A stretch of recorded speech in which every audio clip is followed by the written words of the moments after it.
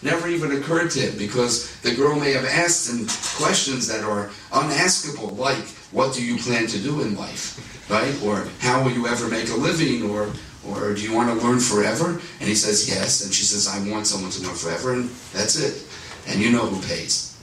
But a person has to start thinking about, who he is, and through a marriage, each party is able to, hey, I always thought I was this way. I never looked at myself like that. I didn't know I even had that midah, and it came out, and I better do something about it. And I can learn from my wife, and I can learn from my husband. We learn from one another.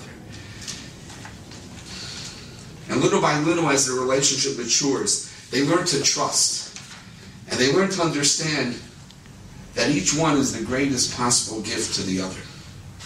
And even at moments of dissonance and variance that are to be expected, the bond of communication enables them to not only work out their differences, but to actually proliferate, to become bigger and bigger because of it. And through this understanding of the other side and the other opinion, communication is not merely an expression of ideas, it's an exchange of ideas with attentive listening. But again, attentive listening comes because one appreciates what he has, with focus, with priorities, with the chashivas that he gives to the gift that HaKadosh Baruch Hu gave him. Then that marriage turns into the most wonderful, wonderful climate for Ashras Hashchina, for everything that's good. I've had opportunities to counsel couples or people who are dating, and it usually takes a long time, as any Rav will tell you, and certainly professional. The difference is the professional is usually getting an hourly fee. The Rav is giving out cakes and drinks. But that's fine. That's good. It's good for Olam Haba. But it takes a long time because the purpose of such meetings is to communicate. So you're sitting with a husband and wife, or perhaps a young man and a young lady who are dating, and you say to them, we go back, the history, like, when did you start, and how's it going, and how do you feel, and you try to get one to answer in front of the other in a clear fashion to articulate their views, and to say it again and again. What do you think he said? And you find out that he didn't say what he really meant, and she didn't understand what he really meant, and she thought he said something until after 2-3 hours it finally comes out, aha, now I understand. No spoon, Mr. Kartoffel. I'll try it again. No spoon. Aha, communication. It comes out. It comes out. And instead of going off on a tangent and not talking to the Zach, finally, hopefully, the third party helps to engender some type of communication, to address the matter before them. But two things become clear in these types of meetings. That these two people thought they were communicating and they weren't. And that if they really try hard to understand one another, so differences can be worked out. But it takes work. It takes a lot of work. It takes a lot of time and effort. In the Dor HaFlaga, their punishment was a communication breakdown. And they asked for a hammer, they got a trowel, a brick with a box lunch, a straight screwdriver with a Phillips screwdriver. Why was the punishment that's asked for the Dor HaFlaga communication breakdown? Why do they deserve that? Why was it Midah Keneged Midah? The Mefarshim answer that the answer to this question lies at the very core of mankind's purpose on this earth. Man's purpose on this earth is the recognition of his Creator. To bring out Kavod Shamayim, the dissemination and circularization of the glory of HaKadosh Baruch Hu. And when a person sees through the facade of Olam Hazeh, and he allows himself to connect to his Creator, then he has communicated. He's communicated on the highest level. That's communication. And when instead he succumbs to Koichi Voitzem Yodi Asoli Esachai Wazeh, it's all about me. It's my power and my success.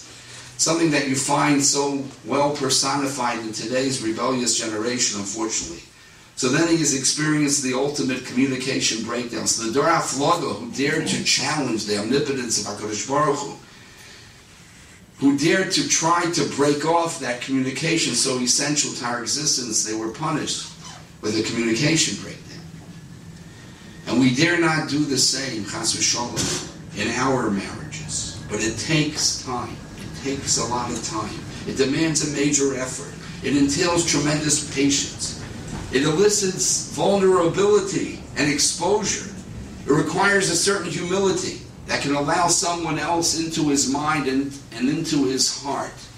It begs for a clear-cut appreciation and hakaras hatoiv for the other party, and the propitiousness of the opportunity that lies before him day in and day out. That HaKadosh Baruch Hu sent him a gift, that he can be oimed b'nisayin, and of course much sweeter than that is all of the wonderful, wonderful graciousness of Hashem in allowing him to be married to this wonderful woman or wonderful man and to raise a family. Baruch Hashem. Let me ask you another question, God. How much is $1 million to you, God? Says, $1 million? To me, it's like a penny. So the man says, can I ask you one more question? Do you think I could have $1 million? And God says, sure. It will only take a second. Time is like $1 million and more. It's the greatest commodity.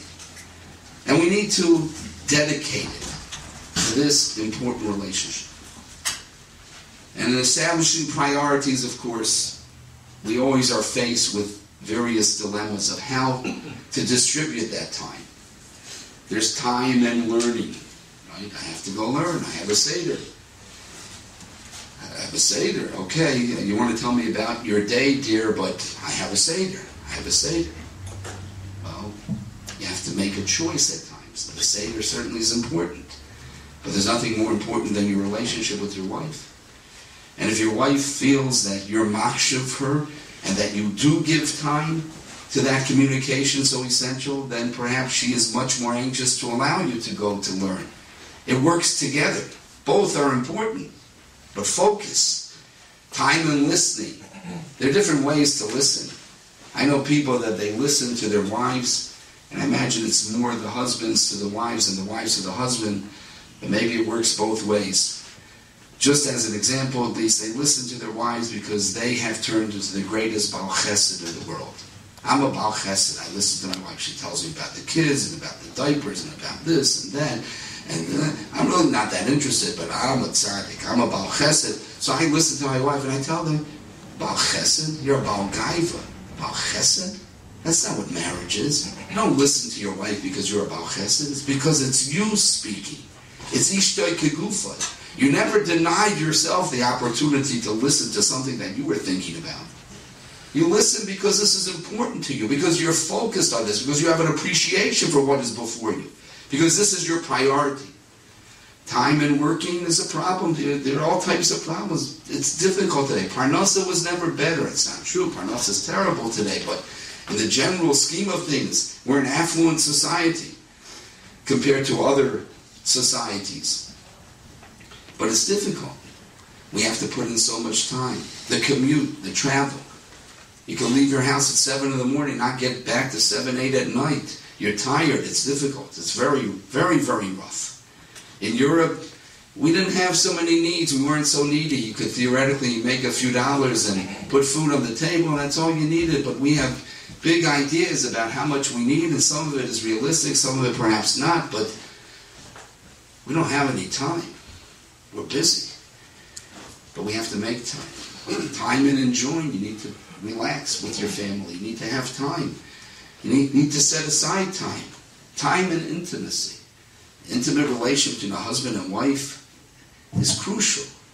I tell my students, to whom I give a chassan shmuz before they're married, I say, one of the frummest things you can do in your life is to make sure that your intimate relationship with your wife is something that's ongoing and romantic and something that's filled with joy and something you look forward to, and it's not biddy evid, etc., etc. I'm not going to go into detail, but you get the idea.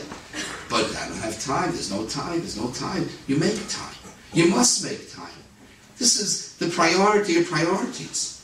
You're sitting at the table and there's phone call after phone call. Today, Baruch Hashem, we have texting, so you can really ignore one another.